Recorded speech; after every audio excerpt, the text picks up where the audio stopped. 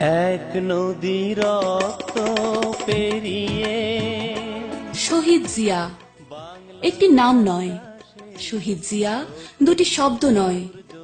শহীদ জিয়া একটি আদর্শ, শহীদ জিয়া একটি চেতনা, শহীদ জিয়া একটি প্রতীক, বাংলাদেশের স্বাধীনতার প্রতীক, বাংলাদেশের সার্বভৌমত্বের প্রতীক, বাংলাদেশী জাতীয়তাবাদের প্রতীক।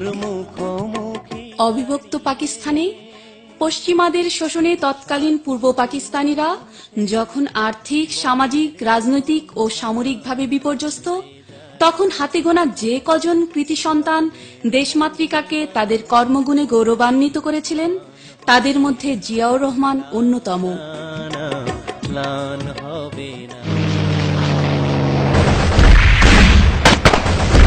1965 সালের পাকিস্তান ভারত যুদ্ধে অসম বীরত্বের জন্য সর্বোচ্চ রাষ্ট্রীয় খেতাব অর্জন করে তরুণ জিয়া হয়ে ওঠেন মেজর জিয়া, হয়ে ওঠেন তৎকালীন পাকিস্তান সেনাবাহিনীতে বাঙালি অফিসারদের উৎকর্ষ, অনুপ্রেরণা ও সফলতার প্রতীক।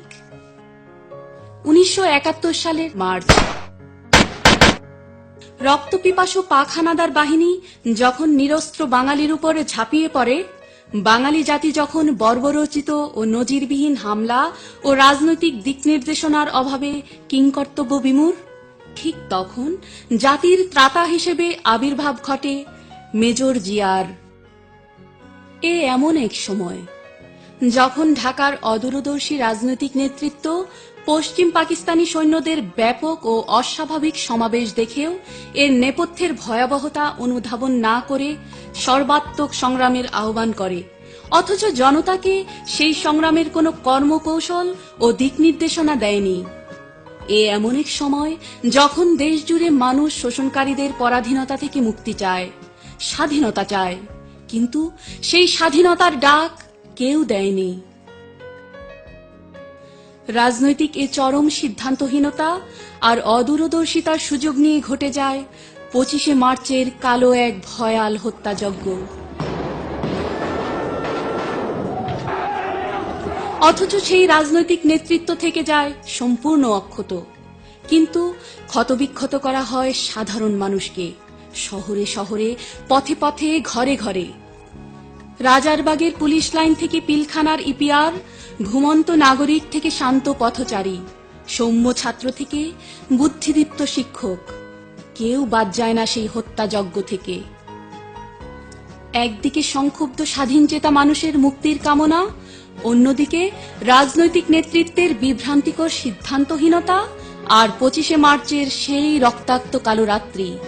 এ সন্ধিক্ষণেই 26শে মার্চ চট্টগ্রামের কালুরঘাট বেতার কেন্দ্র থেকে ভেসে আসে একটি শান্ত ও দৃঢ় কণ্ঠ। ওই কণ্ঠের একটি ডাক যেন ম্রিয়মাণ হয়ে পড়া জাতিকে উদ্দীপ্ত, উজ্জীবিত ও আশান্বিত করে তোলে। বাংলাদেশের স্বাধীনতার সেই ঘোষণা দিয়ে জিয়াউর রহমান প্রথম বিদ্রোহী বাঙালি অফিসার হিসেবে অস্ত্র তুলে নিয়ে পশ্চিমা অফিসারদের বিরুদ্ধে প্রতিরোধ করেন। বজ্রকণ্ঠে ঘোষণা দেন মা, মাটি ও মানুষের স্বাধীনতার, দেশের স্বাধীনতার। I, Major Ziaur Rahman, do hereby declare independence of Bangladesh. Ziaur রহমানের এই স্বাধীনতার ঘোষণার মধ্য দিয়ে দেশে বিদেশে সর্বতোভাবে ছড়িয়ে পড়ে লড়াইয়ের কথা। যে লড়াই আবশ্যক ছিল পরাধীনতা থেকে মুক্তির জন্য, যে লড়াইয়ের আহ্বান শুনতে উন্মুখ হয়েছিল এদেশের প্রতিটি মুক্তিকামী মানুষ। কোনো রাজনৈতিক নেতৃত্ব না নিয়ে, পশ্চিমাদের সাথে আলোচনার কেন্দ্রবিন্দু না হয়ে, রাষ্ট্রযন্ত্র ও প্রশাসনের সঙ্গে আপোষ না করে, কিংবা গণমাধ্যম দ্বারা পরিবেষ্টিত না থেকেও অসীম সাহসিকতার মাধ্যমে কেবলমাত্র একটি রেডিও স্টেশনের সহায়তা নিয়ে অকুণ্ঠ চিত্তে দেশের স্বাধীনতার ঘোষণা দেন মেজর জিয়া। তার কোনো পদপদবি বা নেতাকর্মীর প্রয়োজন হয়নি। তার দফায় দফায় ইয়াহিয়া ভুট্টোদের সাথে আলোচনা পর্যালোচনায় বসতে হয়নি। মানুষের বিশ্বাস অর্জনের স্বার্থে উপর্যুপরি বক্তব্য দিতে হয়নি। মেজর জিয়ার সেই স্বাধীনতার ঘোষণা হতাশায় নিমজ্জিত জাতিকে দিক নির্দেশনা দেয়, দেখায় আশার আলো, সংগ্রাম ও স্বাধীনতার পথ দেখায়। তার উদ্দীপনায় দেশের আপামর কৃষক, শ্রমিক, ছাত্র জনতা পুলিশ সেনা সদস্য কাঁধে কাঁধ মিলিয়ে যুদ্ধ শুরু করে। স্বাধীনতার সেই ঘোষণার ফলশ্রুতিতে চূড়ান্ত যে লড়াই শুরু হয় তারই ধারাবাহিকতায় 1971 সালে 17 এপ্রিল বাংলাদেশের প্রথম অস্থায়ী সরকার গঠিত হয়। সরকার পরিচালনা কিংবা সমর প্রস্তুতির নামে অনেক শীর্ষস্থানীয় ব্যক্তি নিরাপত্তার খাতিরে ভারতে অবস্থান নিলেও জিয়াউর রহমান থেকে যান যুদ্ধের ময়দানে। And once I was told about it, and having known the earlier background that the Pakistanis were out to kill our people, the civilian population and the Bengali army personnel, we had no other way but to take up arms and fight our way out. তার নেতৃত্বে ও নামে তৈরি হয় বাংলাদেশ ফোর্সের প্রথম সনাতনী brigade Z force, যা পরবর্তীতে পরিচিত হয়ে ওঠে সবচাইতে আগ্রাসী, চৌকস ও সফল ফোর্স হিসেবে।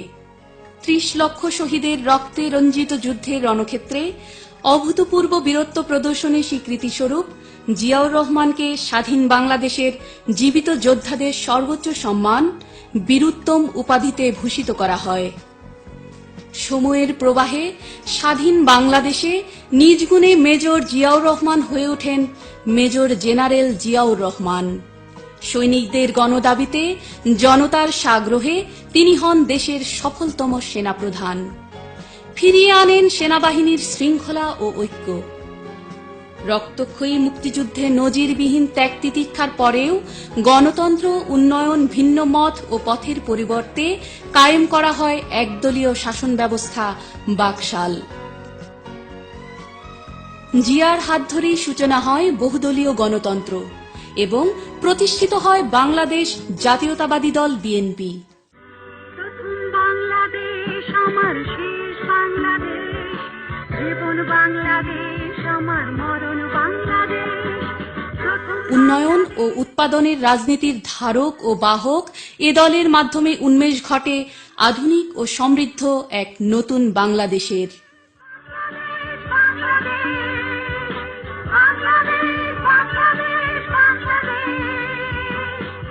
সুষ্ঠু, নিরপেক্ষ ও গ্রহণযোগ্য নির্বাচনের মাধ্যমে রাষ্ট্র ক্ষমতায় আসীন হয় বিএনপি।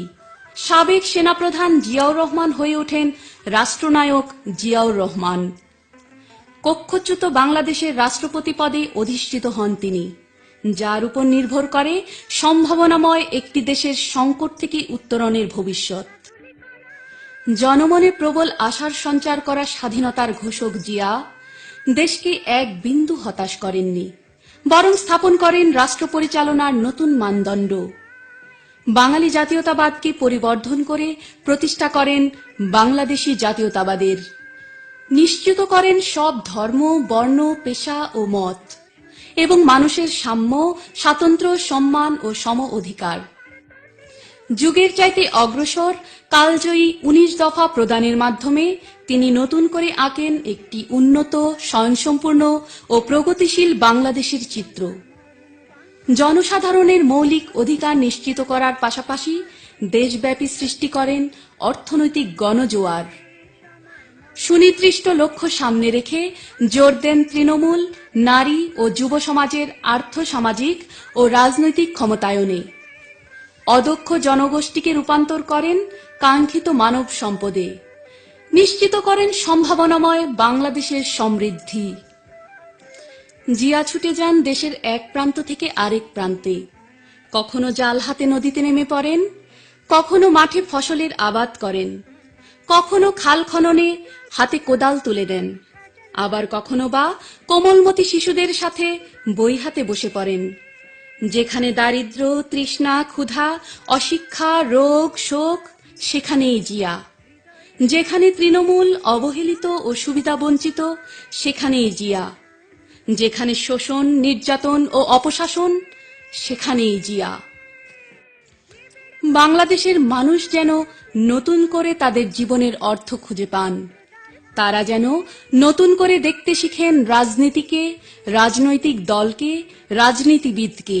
প্রথম বাংলাদেশ আমার শেষ বাংলাদেশ, জীবন বাংলাদেশ আমার মরণ বাংলাদেশ। তলাবিহীন ঝুড়ি থেকে অচিরেই বাংলাদেশ পরিণত হয় উন্নয়নশীল দেশগুলোর উন্নয়নের রোল মডেলে।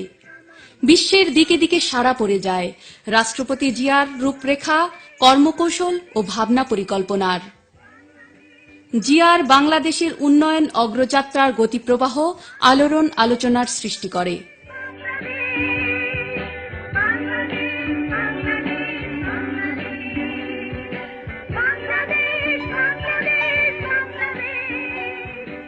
উন্নয়ন গণজোয়ারের তুঙ্গে থাকায় বাংলাদেশের স্বাধীনতা ও সার্বভৌমত্বের সাথে কোনো প্রকার আপোষ না করায় 1981 সালের মে বাংলাদেশ বিরোধী আভ্যন্তরীণ ও বাহ্যিক অপশক্তির যোগসাজশে গণমানুষের অবিসংবাদিত নেতা জিয়াউর রহমান শহীদ হন।